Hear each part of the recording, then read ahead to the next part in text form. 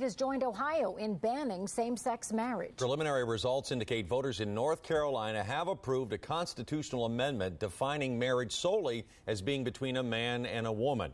North Carolina would become the 30th state to pass such a ban. If you recall, Ohio passed a similar ban in 2004. And as NBC4's Tom Brockman explains tonight, a major effort is now underway to repeal it for good. Joshua Snyder and Stephen Hill each wear a ring on their left hand. They have ever since they got married in Washington, D.C. almost exactly 1 year ago. It's just basically a bond between two people and a commitment that two people want to have together. But in Ohio, they're not married. The state does not recognize their union. A movement is now underway to change that. Ballot language submitted by the Freedom to Marry Coalition has been approved. That language would change the definition of marriage from being between a man and a woman to a union of two consenting adults regardless of gender.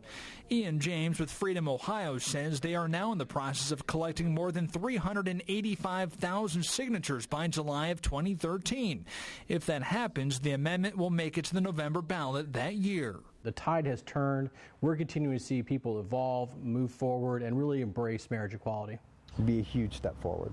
But not everyone is for the idea. The Ohio Supreme Court is now considering a legal challenge that's been filed. The Ohio Campaign to Protect Marriage says Ohio Attorney General Mike DeWine should not have approved amended ballot language. Phil Burris heads Citizens for Community Values, a group that pushed for the same-sex marriage ban in 2004.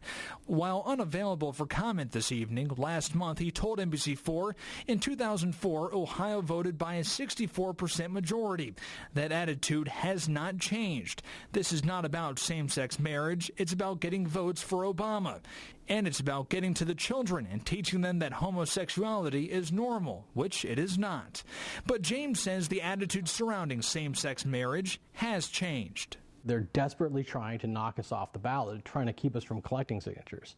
It ain't going to work. I think it's really exciting. I think that a lot of people are nervous. I think 2004 stings for a lot of people when you think about it. And they're nervous about what the outcome is going to be. Now, Ohio Attorney General Mike DeWine has asked the Ohio Supreme Court to dismiss that legal challenge. Meantime, James tells me he's certain they will collect enough signatures and voters will decide to repeal this ban in November of 2013. Live in the newsroom, Tom Brockman, NBC4. All right, thanks, Tom.